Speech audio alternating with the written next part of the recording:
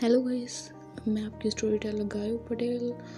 तो कैसे हैं आप लोग? कमेंट में ज़रूर बता देना। चलो चलते हैं अपनी स्टोरी की तरफ। पिछले पार्ट में आपने देखा कि वो जो आरवी और काशवी होती है वो कार से उतरती हैं और जो आरवी होती है वो सिया के पास एकदम क्लोज जाकर खड़ी हो जाती है। उसकी तरफ गुस्से से देखने लगती है कि उसने उसका कांच कैसे तोड़ा कार का। तो वो जो सिया होती है वो कुछ कहती नहीं, वो सीधे आरवी के पैर पे अपना पैर बहुत कसके से अच्छे से मार देती है और फिर वहाँ से जाने लगती है। तभी जो आरवी की बुआ की लड़की होती है काशवी, वो उसे बिच कह देती है। इतने में जो काशवी होती है वो कुछ कहने जाती, वो सिया होती है वो कुछ कहने जाती है, पर इतने में जो जोया होती है वो काशवी के पैर पे, जैसे सिया ने पैर मारा था आरवी के, वैसे ही जोया काशवी के पैर कसके से रख देती है और ये दोनों बंदरों की तरह उछल रहे थे।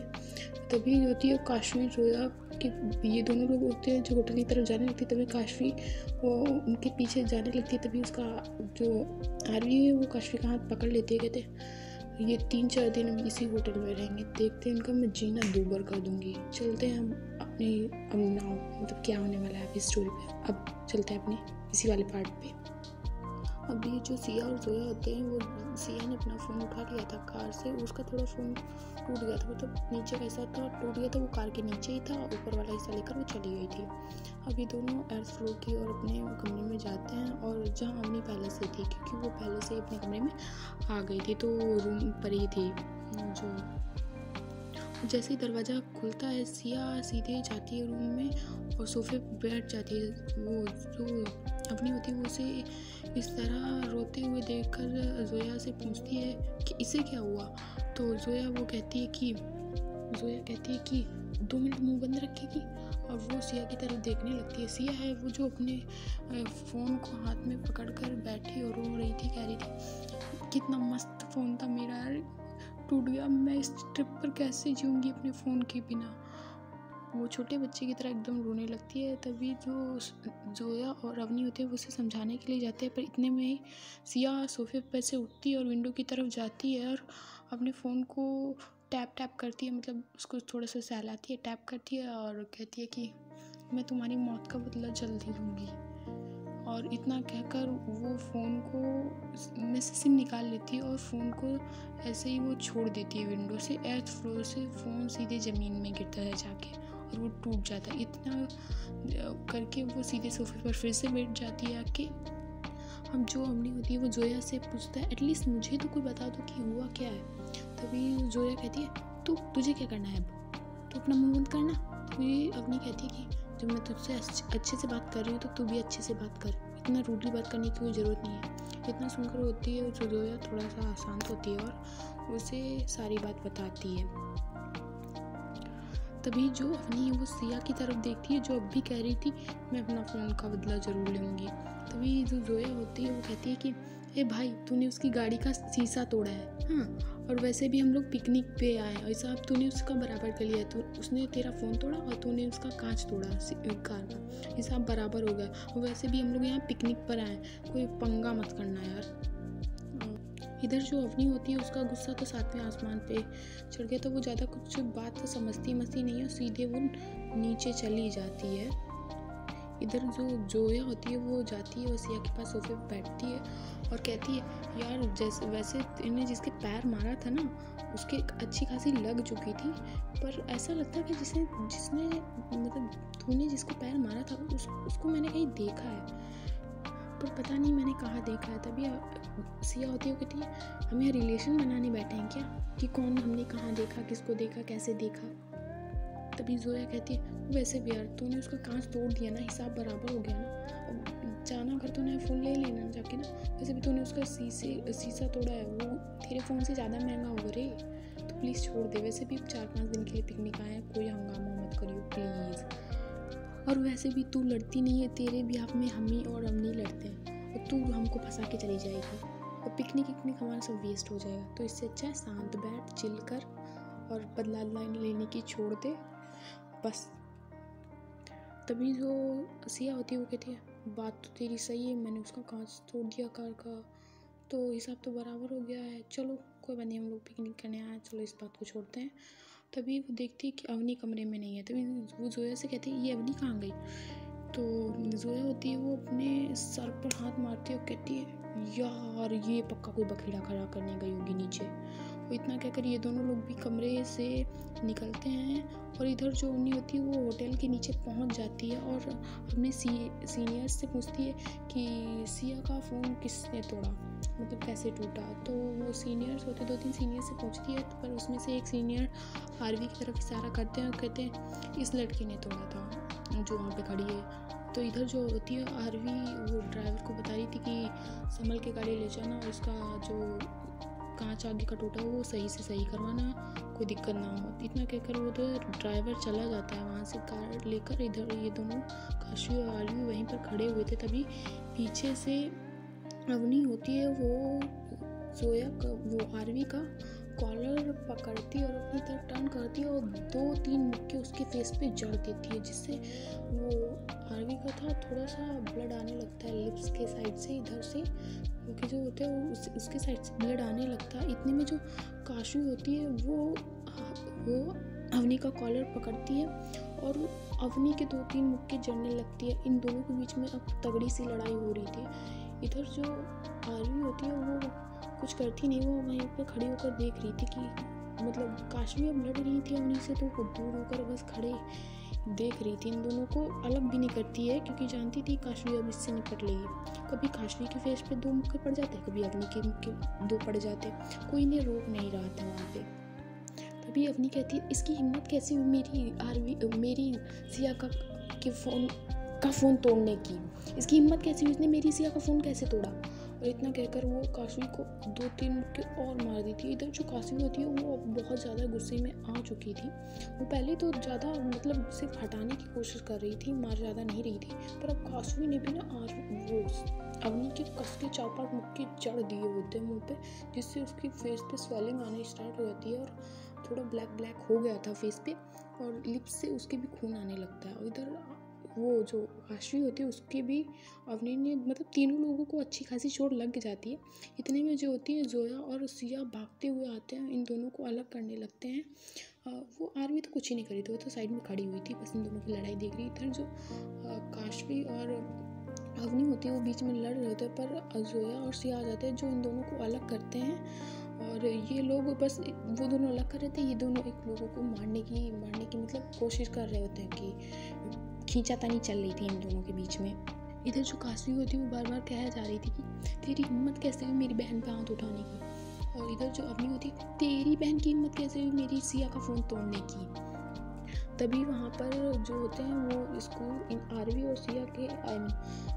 सिया और जोया के स्कूल के टीचर्स आ जाते हैं और उनके साथ आरवी के दादाजी भी थे। वो लोग इनको जब आते हैं तो खुद कहते हैं, टीचर्स आते हैं तो कहते हैं कि सिया जोया स्टॉप। तो वो लोग मतलब होते हैं जो टीचर्स की आवाज़ सुन के सब लोग रुक जाते हैं, मतलब फाइटिंग करना बंद कर देती। इधर जो काशवी है वो भी अपने नाना जी को देखकर फाइटिंग करना बंद कर जाती है और चुपचाप ये दोनों लोग अब 5 लोग एक लाइन में खड़े हुए थे, मतलब एक लाइन में खड़े हुए थे और सारे टीचर्स और इन लोगों के दादाजी होते हैं वो भी इनके सामने खड़े होते हैं। इधर जो टीचर्स होते हैं वो जोया और अवनी और सिया को देखकर कहते हैं तुम लोगों से तो ये उम्मीद नहीं थी कि तो तुम लोग ये पिकनिक पे इतना बखेड़ा खड़ा करोगे। तभी जो जोया और अवनी और सिया के टीचर्स होते हैं वो आरवी के दादाजी से कहते हैं मिस्टर ऑब्रॉय सॉरी सर, मतलब कि हमारी वजह से आप लोगों को इतनी परेशानी हुई। हम इन तीनों बच्चों की तरफ से आपसे माफ़ी मांगते हैं, अगली बार से हमारी तरफ से कोई शिकायत का मौका नहीं मिलेगा, सॉरी सर।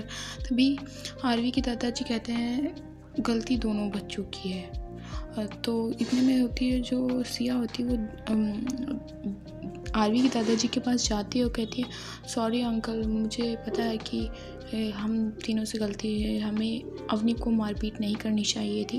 वो आरवी के दादाजी को सॉरी बोलती है और फिर वहीं पे अपनी जगह पे जाके खड़ी हो जाती है।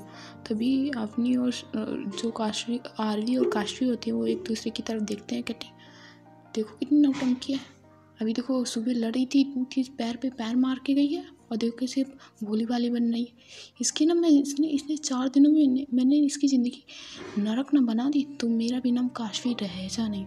इतना कहकर होती है, वो आरवी भी उसकी तरफ हाँ में सिर हिलाती है। और फिर ये दोनों लोग खड़े थे, तभी जोया है वो अवनी के पास ही खड़ी हुई थी। जोया है वो सिया के पास ही खड़ी हुई थी। उसके कान में कहते हैं ये सब इस अवनी के कारण हुआ है कि टीचर्स ने हम लोगों को डांटा है, इसको जो समझा ले। तभी अब वो जो सिया होती है वो जोया की तरफ घूरते हुए देखती है कि अब तो एटलीस्ट मुंह बंद कर लो यार, उसको कितनी चोट लगी है, ऐसा वो आंखों में इशारा करके समझा देती है। इतने में होती है जो जोया होती है वो चुप बैठ जाती है। तभी आरवी के दादाजी की नज़र जोया पे पड़ती है। तो तभी टीचर्स कहने लगते हैं अब तुम लोग जाओ अपने कमरे में और बैठो जाके आराम से और दवाई लगा लेना जाके। तो इतने में होते हैं आरवी के दादाजी कहते हैं मुझे इन सारी बच्चियों से बात करनी है, तो क्या मैं इनको ऊपर ले जा सकता हूँ? तो टीचर्स कहते हैं हाँ सर, क्यों नहीं, आप ले जाइए। तभी वो जोया और उन्हीं से टीचर्स कहते हैं तुम लोग जाना और वहीं दवाई हो सके तो वहीं लगा लेना जाके ऊपर। तो ये लोग होते हैं आरवी के दादाजी अब चले जाते हैं। और ये तीन एक साइड खड़े हुए थे और आरवी काशवी एक साइड खड़े हुए थे। ये दोनों बस अपोजिट साइड हो चुके थे, मतलब एक दूसरे को देख रहे थे ये सब लोग। अब ये पांचों भी लिफ्ट की तरफ जाते हैं और पांचों एक लिफ्ट में चले जाते हैं। और ये आरवी होती है वो सिया के पास खड़ी होती है और बस उसको घूरे जा रही थी। और सिया होती है वो ये बात नोटिस करती है कि वो उसे घूर रही थी, वो और इधर साइड देखने लगती है। तो वो उसकी तरफ थोड़ी सी एक नज़र उठा के देखती है कि इसे घूर रही थी और वो फिर से नज़र नीचे कर लेती है और इधर उधर देखने लगती है। इधर जो काशवी होती है वो जोया और अवनी दोनों की तरफ घूर रही थी, बट जोया होती है वो डरती है, वो काशवी की तरफ घूरने लगती है। पर अवनी होती है उसकी नज़र आरवी पे थी कि वो सिया को देख रही है, वो काशवी की तरफ नहीं देखती, वो देख रही थी आरवी की तरफ कि आरवी तब से सिया को घूरे जा रही है। और इतने में 9th फ्लोर आ जाता है। इधर जो काशवी और आरवी होते हैं वो बिना कुछ कहे सीधे पहले निकल जाते हैं और लिफ्ट से निकलते हैं। इधर जो होते हैं ये तीनों पीछे पीछे आ रहे होते हैं इनके। और ये आरवी और काशवी होती है वो अब हॉल में एंटर करती हैं और ये इन दोनों के पीछे अब काशवी मतलब अवनी और आरवी और सिया भी थे जो हॉल में एंटर करते हैं। जो आरवी की दादी जी होती हैं और काशवी की नानी जी होती हैं वो सोफे पे बैठी हुई होती हैं। और जैसे ही उन दोनों को देखती हैं उनके फेस पे अच्छी खासी चोट लग गई थी, वो तुरंत खड़ी होती हैं और आरवी और काशवी के पास आती हैं और कहती बच्चा ये तुम दोनों को ये चोट कैसे लग गई?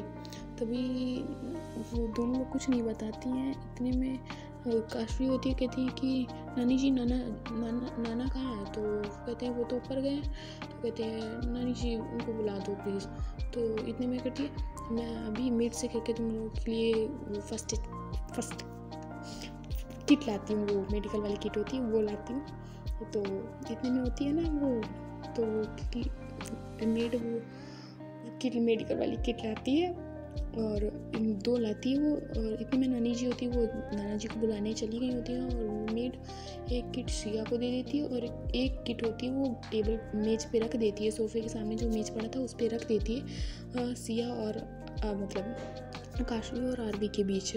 तो ये दोनों लोग जो थे वो मेडिकल किट को हाथ भी नहीं लगाते हैं कि हम मतलब। इधर जो सिया होती है वो किट उठाती है और आरवी के फेस पे जो लिप्स साइड ब्लड आया हुआ था वो पहले उसे कॉटन से पोंछती है, फिर फूंक मारती है, फिर कॉटन से पोंछती है, फिर फूंक मारती है और फिर उस पर दवाई लगाती है और फिर उसको पोंछ के फिर एक क्रीम लगाती है, जो कुछ लगाना होता है वो लगाती है। इधर जो होते हैं ये दोनों ने पट्टी नहीं की होती है। तभी जो काशवी होती है वो कहती है मेड से जो मिरर लेकर आओ। तो दिखने में चल जाती है मेड, वो मिरर लेकर आती है और काशवी को दे देती है। काशवी होती है वो अपने मतलब वो लिप्स के साइड जो थोड़ी बहुत स्वेलिंग आई हुई होती है उस पर थोड़ा कॉटन से रब करती है क्योंकि थोड़ा सा वो हो गया था, तो वो फिर लगाती है जो कुछ दवाई लगानी होती है। मुझे इतना पता नहीं क्या लगाना पड़ता है, बट वो दवाई लगाती है। इधर जब सिया वो अवनी की दवाई लगा रही थी तो आरवी की नज़र सिया पर ही थी कि मतलब दवाई लगा रही थी, ये बात जोया नोटिस करती है। तो अब जो वो काशवी होती है उसने अपने आप खुद से दवाई लगा ली होती है। तो काशवी कहती है कम से कम ना किसी और से लगवाए तो खुद ही दवाई लगा ले। तो इतने में कहती है, आरवी कहती है, जिसने मुझे दर्द दिया है या जिसकी वजह से मुझे चोट लगी है, जब तक वो दवाई नहीं लगाएगी मैं दवाई नहीं लगाऊंगी। तो इतने में होती है जो जोया और अवनी होती है, वो दोनों लोग कहते हैं सिया दवाई नहीं लगाएगी। समझ में आया, लगाना हो तो लगाओ, नहीं तो ऐसे अपने जख्म लेकर बैठे रहो, सिया दवाई नहीं लगाएगी।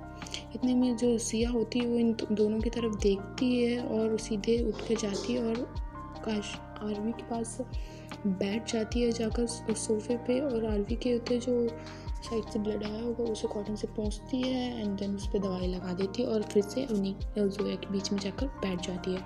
मतलब अब जो अवनी और जोया थे वो सिया को देख रहे थे कि उसने ऐसा क्यों किया, मतलब कि दवाई वाई क्यों लगाई, उसने तो उसका फ़ोन तोड़ा था तभी उसने दवाई वाई लगाई जाके।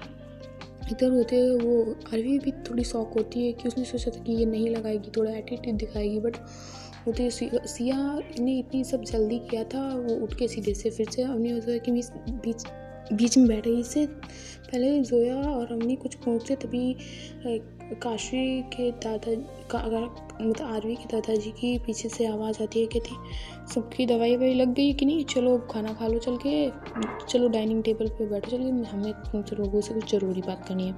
इतना सुनते ही पहले काशी और के दादाजी जाते हैं और बैठ जाते हैं, फिर ये दोनों लोग ये पांचों लोग आते हैं और दादी जी भी आती हैं और बैठ जाती हैं डाइनिंग टेबल पर। इधर होते हुए सर्वेंट सब खाना लाना स्टार्ट करते हैं और टेबल पे रख कर चले जाते हैं। इतने में ये लोग खाना खाना स्टार्ट करते हैं तभी आरवी के दादाजी होते हैं वो जोया से पूछते हैं, तुम अखिलेश कोठारिया की बेटी हो ना? तो जोया कहती है हाँ, हमारे पापा का नाम अखिलेश कोठारिया है। तभी वो सिया की तरफ देखते हुए कहते हैं कि अगर मैं गलत नहीं हूँ तो तुम्हारे पापा का नाम अनिरुद्ध कोठारिया है। तो सिया हाँ में से हिलाती है और तभी जोया पूछती है आप हम लोगों को कैसे जानते हो? तो कहती है कि तभी जो आरवी के दादाजी वो कहते हैं कि अनिरुद्ध और अखिलेश कोठारिया थे, वो मेरे बेटे जितेंद्र ओबराय है जो उसके दोस्त थे, ये एक ही कॉलेज में पढ़ते थे ग्वालियर में। और जो तुम्हारी दादी हैं जोया, वो मेरी वाइफ है जो सुहासिनी कोठारिया, मतलब जो तुम्हारी दादी हैं सुहासिनी कोठारिया मेरी वाइफ की अच्छी पहले फ्रेंड रह चुके हैं, और तुम्हारे पापा भी मेरे बेटे के फ्रेंड रह चुके हैं कॉलेज में। कॉलेज के बाद ये सब लोग अलग हो गए तो बिजनेस में पड़ गए, तभी मिलना नहीं होता था। तभी जो है वो कहती है हाँ मैंने भी आप लोगों की पापा के साथ फ़ोटो देखी थी कॉलेज में, तो उनसे पूछा था पर मेरी थोड़ी मेमोरी वीक है तो मुझे याद नहीं रहा कि मैंने सोच रही थी मैंने आप लोगों को कहाँ देखा है, देखा सा फेस लग रहा है आप लोगों का, बट मुझे याद नहीं आ रहा था।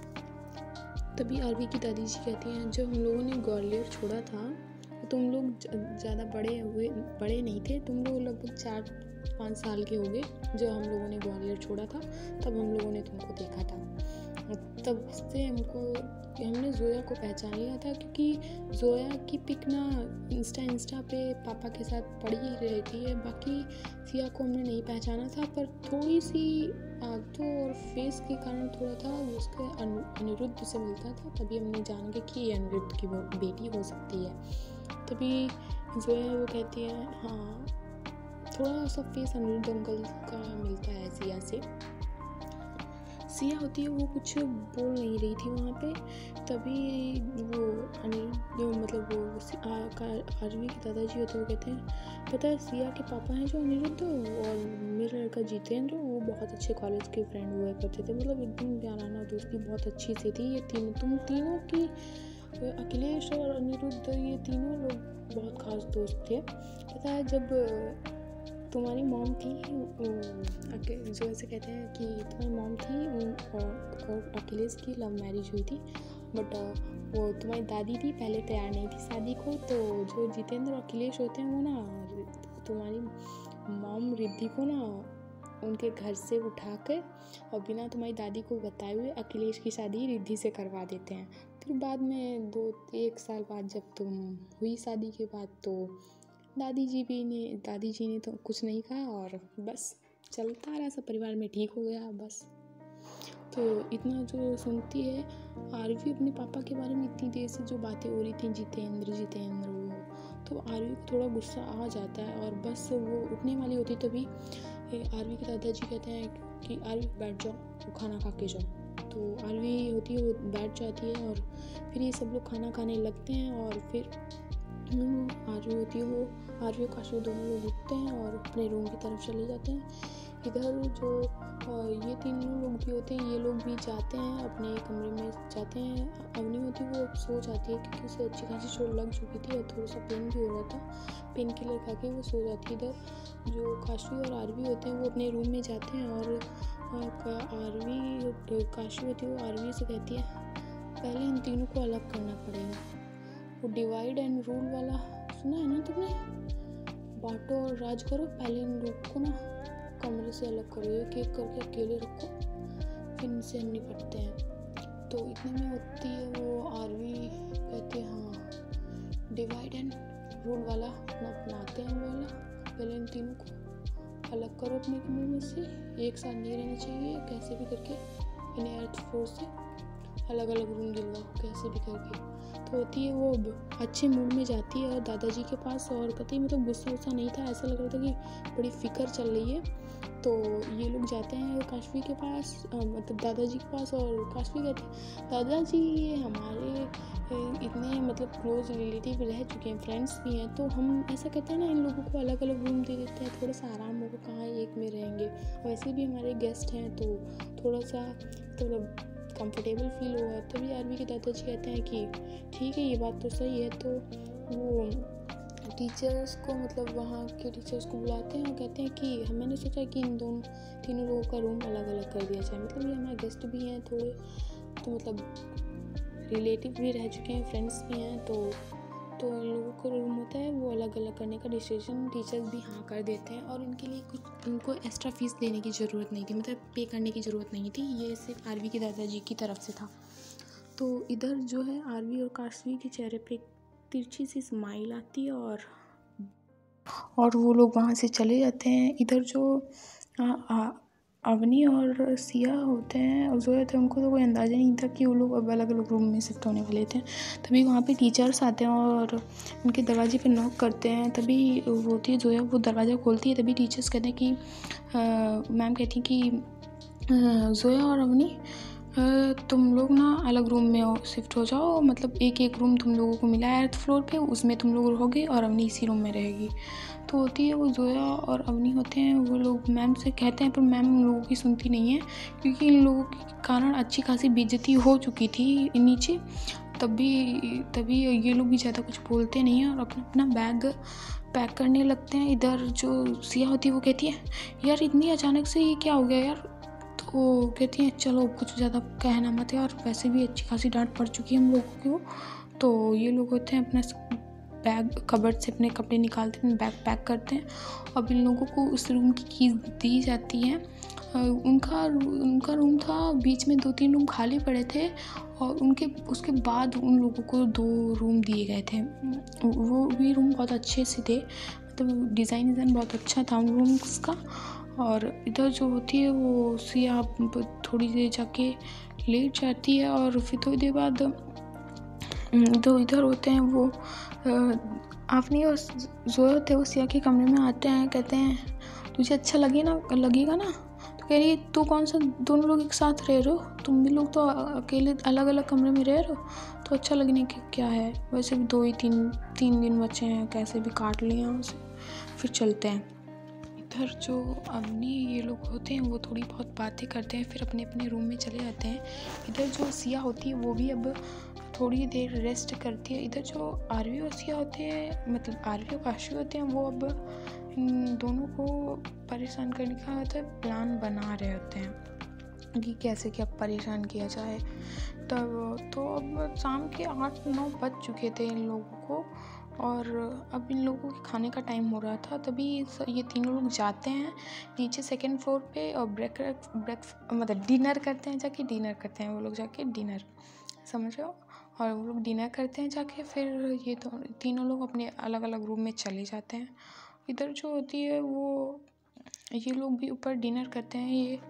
ये काशी और आरवी कहते हैं आज इन लोगों का डिनर है वो थोड़ा जल्दी हो रहा था, 8-9 बजे हो जाता था, क्योंकि ये लोग आज ड्राइविंग करने सीखने नीचे नहीं गए थे। वैसे इन लोगों का रूटीन था कि थोड़ी बहुत ड्राइविंग करने सीखने ये लोग नीचे जाते थे, बट आज ये लोग नहीं गए थे और जल्दी खाना हो गया था इनका, और ये लोग भी अपने रूम में चले जाते हैं, अपने रूम में चले जाते हैं। और बस आज की कहानी यहीं तक, देखते हैं अगले पार्ट में क्या होता है। तो बाय बाय, टेक केयर और ख्याल रखना। और यार स्टोरी पे व्यूज़ नहीं आते, आप लोग ऐसा होता है लाइक भी नहीं करते हो और सब्सक्राइब भी नहीं करते हो। बस जब आप व्यूज़ नहीं आएंगे तो लाइक सब्सक्राइब करो, प्लीज़ शेयर कर दो चैनल को। और बाय बाय, टेक केयर, ध्यान रखना, बाय बाय।